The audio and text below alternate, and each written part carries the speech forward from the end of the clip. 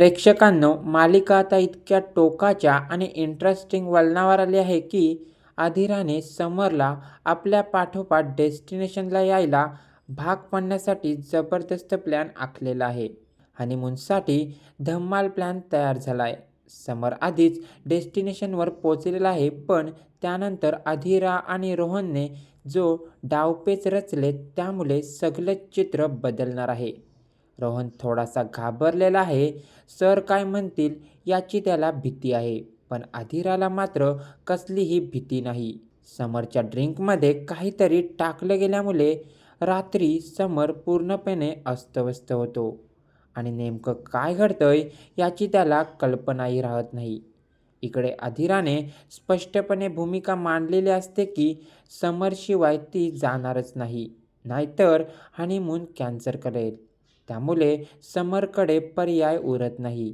स्वानंदी समरला समजवण्यात यशस्वी होते.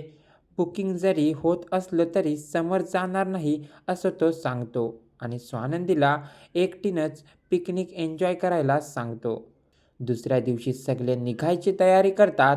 आजीला C of करतात, पण समर अजूनही आलेला नसतो.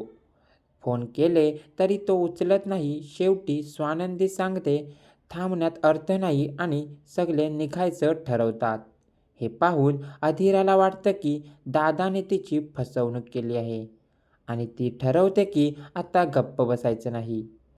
ती आजीला फोन करून सांगते की ती परत येते कारण तिचं हनीमून स्पॉईल करणारा पिंट्या दादाच आहे. आजी समरला फोन करते. मल्लिकाही हे सगळं ऐकते आणि समरलाही जायला प्रवृत्त करते. अखेर समर मजबुरीने जायचं ठरवतो आणि आजी अधीराला कळवते की तिचा प्लॅन वर्कआउट झाला आहे. अधीरा खुश होते आणि रोहन स्वानंदीला सांगते की पिंट्या दादा येतोय. सगळे डेस्टिनेशनवर पोहोचतात. समरही मागून येतो.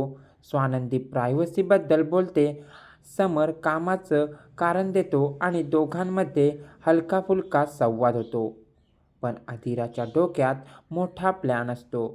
ती रोहनला सांगते की समरच्या मजबुरीचा फायदा घ्यायचा आहे आणि त्यांच्यातलं दडलेलं बालपण भावना बाहेर काढायच्या आहेत.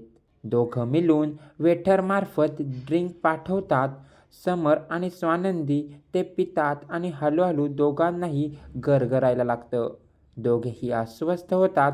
काय होतंय हे त्यांना कळत नाही. स्वानंदी बेशुद्ध पडते. समर तिला सावरण्याचा प्रयत्न करतो, पण परिस्थिती पूर्णपणे हाताबाहेर जाते. दार बंद असतं. नशेचा अंमळ वाढतो आणि दोघंही वास्तवाचं भान हरपतात. अधीरा आणि रोहन लपून हे सगळं पाहत असतात आणि त्यांचा प्लॅन यशस्वी झाल्याचा त्यांना आनंद होतो.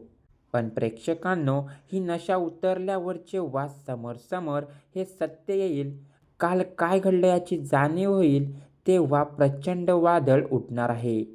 अधीरा आणि रोहनला समर चांगलंच धारेवर धरणार आहे, पण तरीही अधीराने आपला खेळ खेळलेला आहे. या सगळ्याचे परिणाम काय होणार, नात्यांवर काय त्याचा प्रभाव पडणार, हे सगळं आपल्याला पुढच्या भागात पाहायला मिळणार आहे. तर प्रेक्षकांनो, पुढचा भाग पाहण्यासाठी आपल्या यूट्यूब चॅनलला नक्कीच सबस्क्राईब करा. धन्यवाद.